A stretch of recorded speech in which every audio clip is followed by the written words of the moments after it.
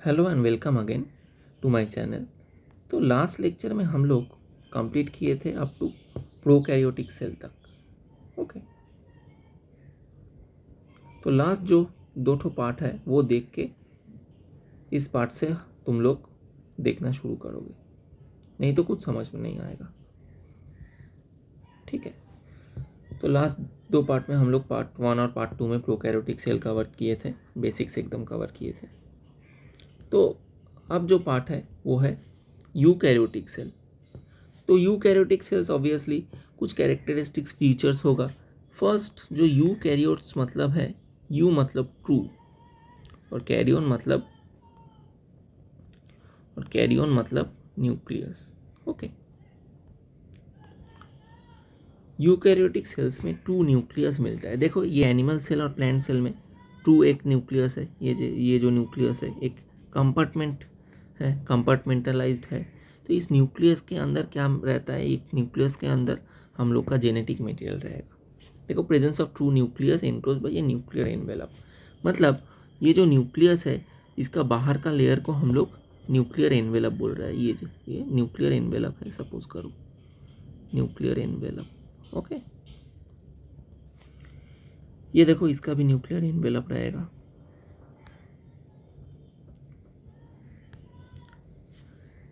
Membrane bound organelles रहेगा eukaryotes में। Prokaryotic cell या बैक्टीरियल सेल में हम लोग मेम्ब्रेन बाउंड ऑर्गेनल्स नहीं मिल रहा था, गोल्गी एपैरेटस अलग से नहीं मिल रहा था, माइटोकॉन्ड्रिया नहीं मिल रहा था, पर इसमें मिलेगा सब। Genetic material is organised into chromosomes. हाँ, न्यूक्लियस के अंदर जेनेटिक मटेरियल क्रोमोसोम फॉर्म हो जाता है, genetic material as chromosome has a variety of complex locomotory and cytoskeletal structure. तो लोकोमोशन के लिए कुछ स्ट्रक्चर रहता है, साइटोस्केलेटल स्ट्रक्चर रहता है। ओके, मतलब ये जो सेल ये जो शेप में है उस शेप मेंटेन करता है स्केलेटल। हाँ, हम लोग का जो बॉडी का शेप वो मेंटेन करके रखता है कौन, स्केलेटल। साइटो स्केलेटल मतलब सेल का जो शेप है वो मेंटेन करके रखता है हम लोग का cytoskeletal. Okay, protist, fungi, plants और एनिमल्स में ये यूकैरियोटिक सेल्स मिलता है, यूकैरियोटिक सेल्स सब में मिलता है। ओके, अब देखो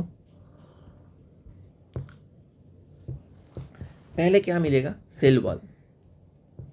तो ऑब्वियसली एक सेल रहेगा, यूकैरियोटिक सेल हो या प्रोकैरियोटिक, इसका तो बाहर का जो लेयर है उसको क्या हम लोग बोलेंगे, एकदम पहला लेयर को हम लोग क्या, सेल वॉल बोलेंगे। पर ये जानने का ज़रूरत है कि सेल वॉल एनिमल्स में एब्सेंट रहता है। हाँ, बहुत इंपॉर्टेंट है, ये इंपॉर्टेंट है। सेल वॉल एनिमल्स में एब्सेंट रहता है, फंजाई में होता है, एल्गी में होता है, प्लांट में भी होता है। ओके, ये एक रिजिड स्ट्रक्चर है जो प्लाज्मा मेम्ब्रेन को सराउंड करता है।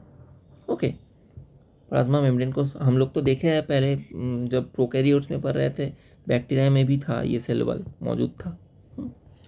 बैक्टीरियल सेल वॉल का जो मतलब थिक सेल वॉल होता था उसको हम लोग ग्राम पॉजिटिव बोल रहे थे, थिन को ग्राम नेगेटिव बोल रहे थे, थिक CW को ग्राम पॉजिटिव बोल रहे थे और थिन को हम लोग ग्राम नेगेटिव बोल रहे थे, राइट, ऐसे बोल रहे थे।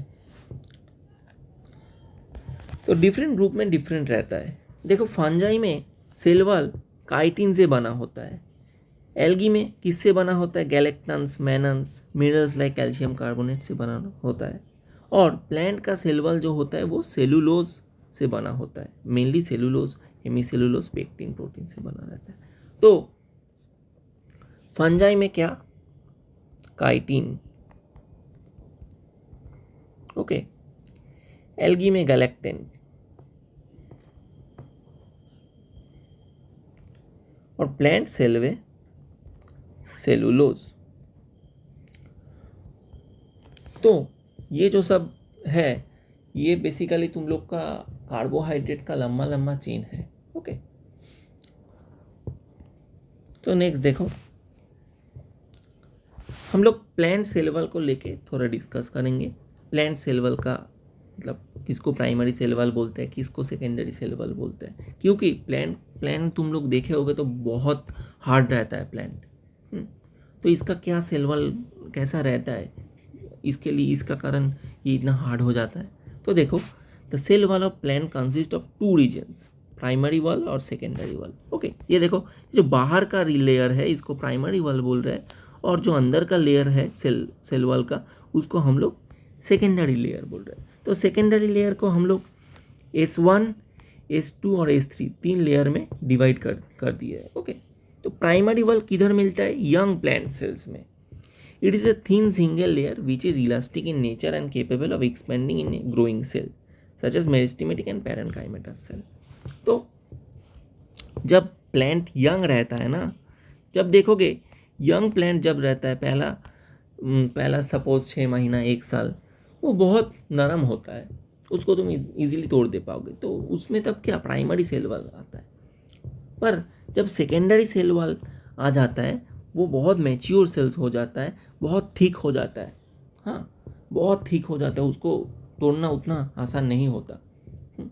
ठीक है,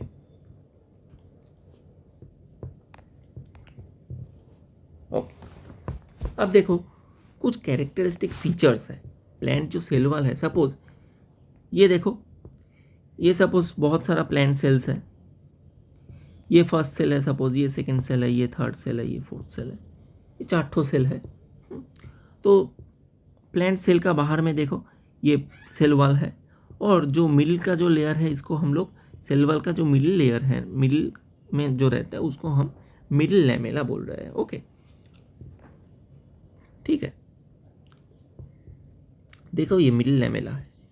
और अब देखो प्लाज्मोडेस्माटा, ये देखो यहाँ पे जो गैप्स रहता है ना, ये 2 सेल लिंक्ड है आपस में, तो ये जो लिंकेज का काम करता है उसको ही हम लोग प्लाज्मोडेस्माटा बोलते हैं। एक सेल से और एक सेल कनेक्ट होता है। मिडिल में ये सेल वॉल ब्रेक हो चुका है, मतलब मिडिल में कनेक्शंस है, तो इसी मिडिल का जो प्लेस है उसको हम लोग प्लाज्मोडेस्माटा बोलेंगे। ओके, तो फंक्शन क्या है? सेल वॉल का शेप मेंटेन करके रखता है, मैकेनिकल इंजुरी से प्रोटेक्ट करता है सेल को, it wards off attacks of pathogen. हाँ, तो सेल वॉल रहेगा तो कोई पैथोजन अंदर नहीं आ पाएगा, सेल का अंदर नहीं आ पाएगा। It allows the materials to pass in and out, तो बाहर जाने में मदद करता है, जिसको मतलब सबको बाहर नहीं जाने देता, सबको अंदर भी नहीं आने देता। सेल टू सेल इंटरेक्शन में हेल्प करता है। हाँ, एक सेल से और एक सेल देखो कनेक्टेड है, इसीलिए हेल्प हो जाता है। ओके, देखो सेल मेम्ब्रेन, तो ऑब्वियसली सेल वॉल के बाद हम लोग का सेल मेम्ब्रेन आएगा, ये हम लोग पढ़े थे। हाँ, सेल मेम्ब्रेन कैसा रहता है? सिलेक्टिवली परमिएबल होता है। प्रोकैरियोट्स में जैसा होता है सिलेक्टिवली परमिएबल, सबको अलाउ नहीं करता। किसी किसी को अलाउ करता है, किसी किसी को नहीं करता। ओके, तो किस किस से तैयार होता है?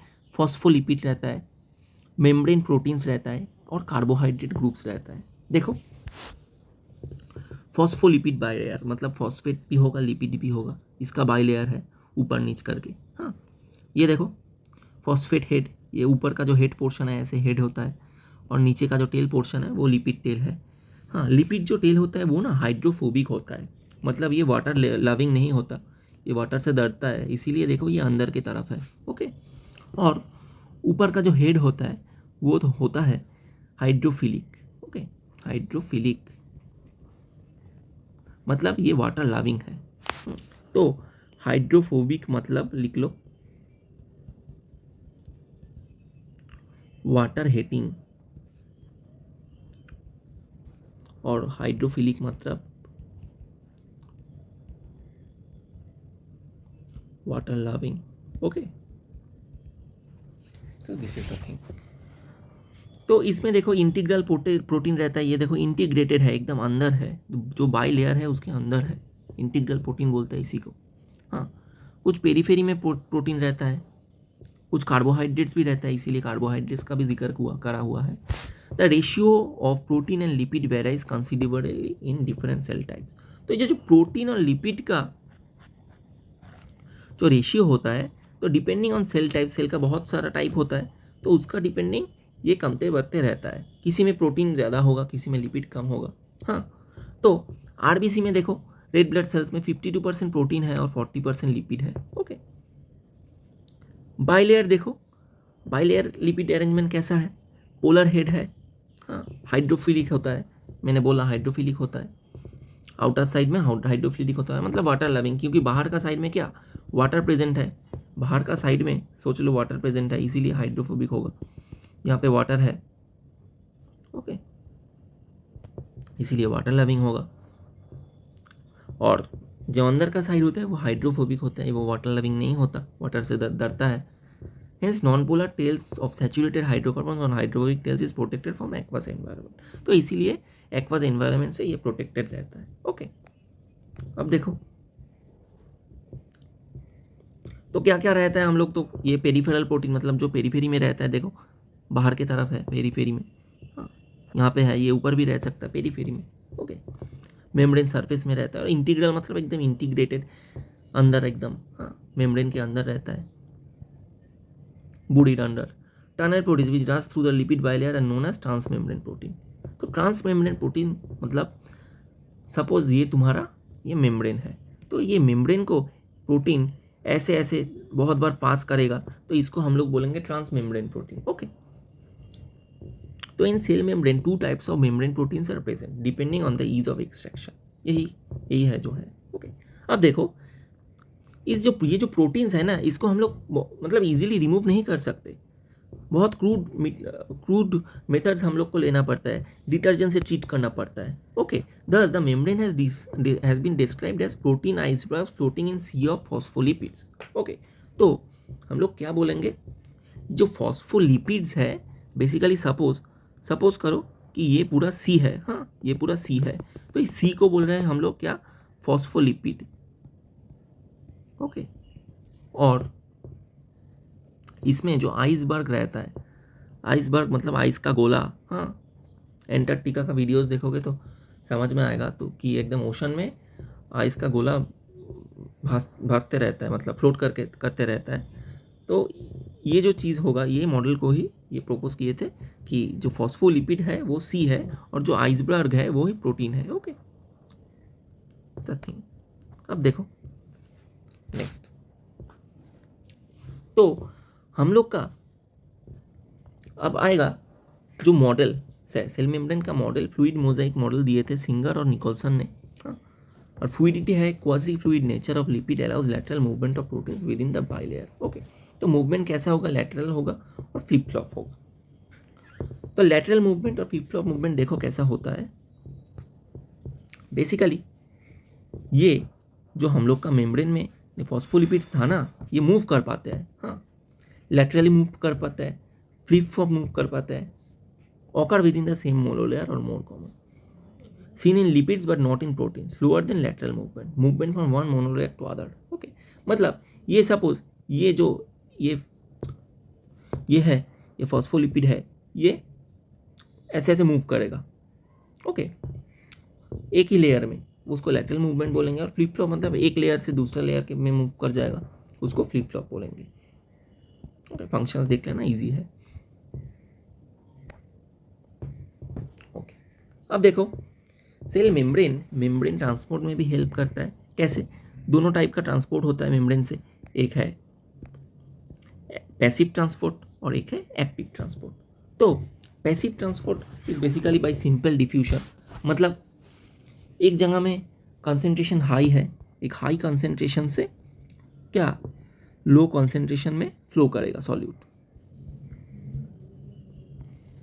Okay, by simple diffusion and no energy is utilised, और यहाँ पे एनर्जी नहीं लगता। पर एक्टिव ट्रांसपोर्ट में against the concentration gradient, suppose lower concentration से हायर कंसंट्रेशन में जाएगा, तो तब क्या एनर्जी या एटीपी यूटिलाइज होगा। ओके, एग्जाम्पल है देखो, sodium potassium pump in animal cells. Okay, this is the thing.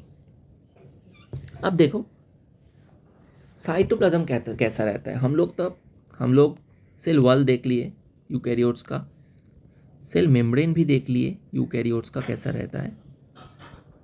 अब देखेंगे साइटोप्लाज्म कैसा होता है। तो साइटोप्लाज्म ऑब्वियसली छोटे से हम लोग जब छोटे से तब से पढ़ रहे हैं कि जेली लाइक होता है, जेल लाइक, हाँ सेमी फ्लूइड मैट्रिक्स होता है, मतलब वाटरी मैट्रिक्स होता है। ओके, ये होता है main area of cellular activity, हाँ मतलब सेल का जो जो एक्टिविटी है, मेटाबॉलिक एक्टिविटी, फिजियोलॉजिकल एक्टिविटी, सब यहाँ पे परफॉर्म होता है। माइटोकॉन्ड्रिया इधर पे है, मतलब जो जो ऑर्गेनल्स है सब इधर पे है। वेरियस बायोकेमिकल रिएक्शंस ऑकर, तो जो बायोकेमिकल रिएक्शंस है सब इधर ही ऑकर होता है, तो इसको लिविंग स्टेट में रखने के लिए सब यहाँ पे ऑकर होता है।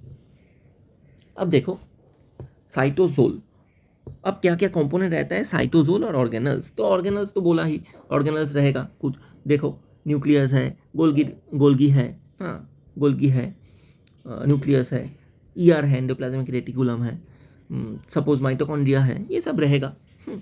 और कुछ क्लियर फ्लूइड रहेगा, मतलब साइटोसोल उसको बोलते हैं। हाँ ओके, साइटोसोल और ऑर्गेनल्स ये टोटल, मतलब ये दो चीज़ लेके तैयार होता है हम लोग का टोटल साइटोप्लाज्म।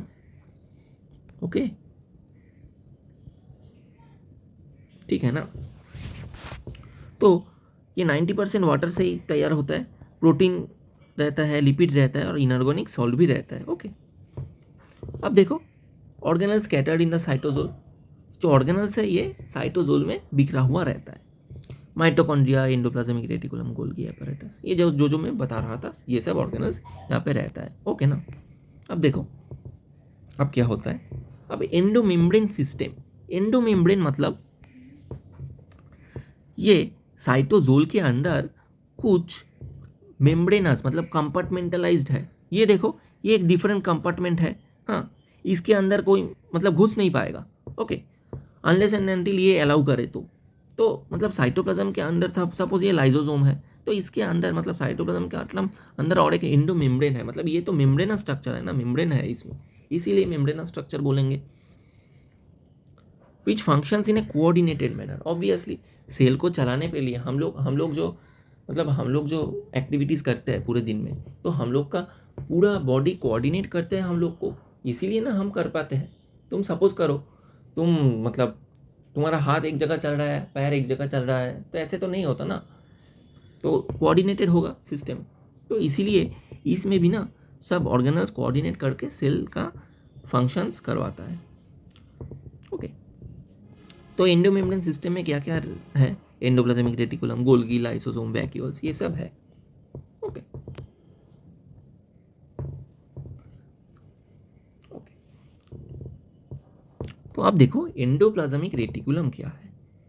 तो endoplasmic reticulum basically it is a network of reticulum tiny tubular structure scattered in the cytoplasm. तो ये एक ट्यूब लाइक स्ट्रक्चर्स है, देखो ट्यूब लाइक मतलब ऐसे ऐसे स्ट्रक्चर्स रहेगा, ऐसे ऐसे स्ट्रक्चर रहेगा। ओके तो इसमें ना सपोज ये है हम लोगों का न्यूक्लियस। ओके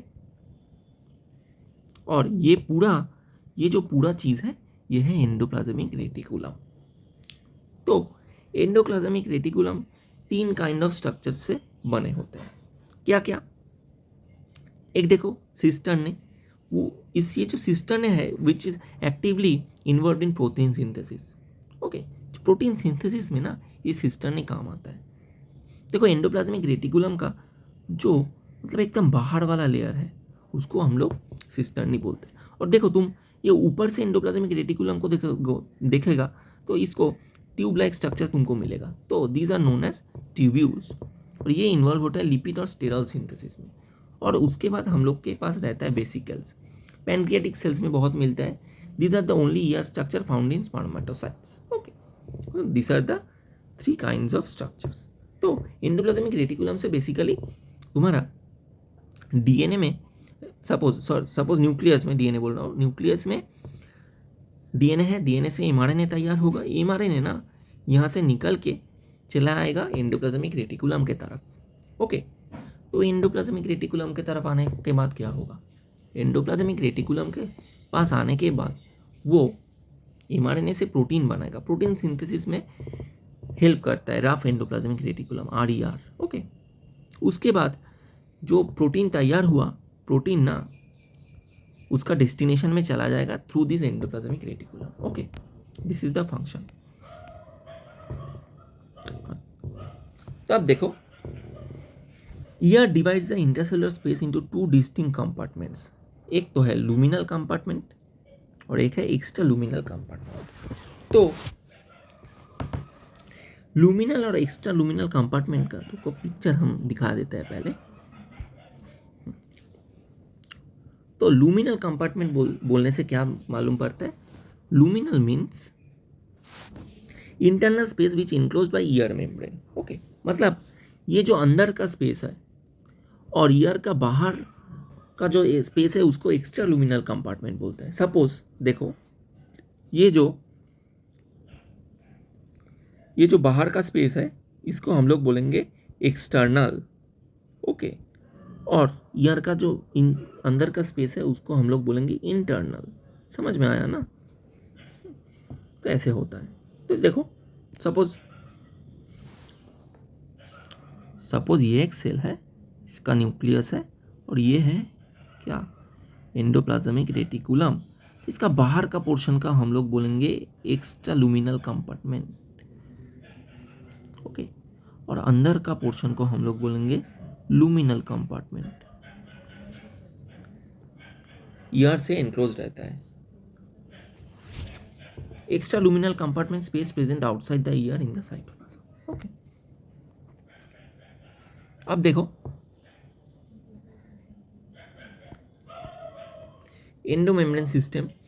एंडोप्लाज्मिक रेटिकुलम में ER are of two types on the basis of presence by absence of ribosomes.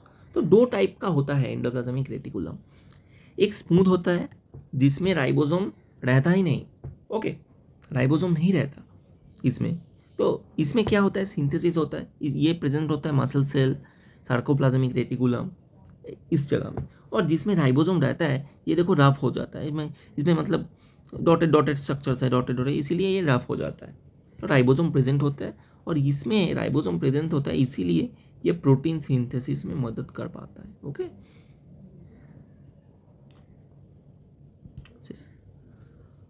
तो इसमें दो ग्लाइकोप्रोटीन भी रहता है, ribophorin 1 and ribophorin 2 for the attachment of 6 days and 8 days. ये फैक्ट उतना इंपॉर्टेंट नहीं है। ओके, देखो राइबोसोम है इसमें। तो दो टाइप का एंडोप्लाज्मिक रेटिकुलम हम लोग ने पढ़ा। ओके ओके, तो देखो फंक्शंस क्या क्या रहेगा। जो बोल रहा था सिंथेसिस करता है smooth endoplasmic reticulum. Okay, lipid और स्टेरॉइड का सिंथेसिस करता है, डिटॉक्सिफिकेशन में हेल्प करता है, मसल कॉन्ट्रैक्शन में हेल्प करता है। अब देखो रफ, ये बहुत इंपॉर्टेंट है, रफ प्रोटीन सिंथेसिस में हेल्प करता है, एंजाइम भी तैयार करता है। Okay, this is the thing. तो अब मतलब इस पार्ट में इतना ही रखूँगा। नेक्स्ट पार्ट में हम लोग स्टार्ट करेंगे गोल्गी एपैरेटस से। Okay, so thank you for watching. ज़्यादा कुछ बाकी नहीं है और लगभग 1 या 2 पार्ट में कंप्लीट हो जाएगा। So thank you. और मेरा चैनल को सब्सक्राइब करो और दोस्तों से शेयर करो सो दैट मेरा सब्सक्राइबर थोड़ा रीच बढ़े, सबके पास जाए ये। Okay, thank you.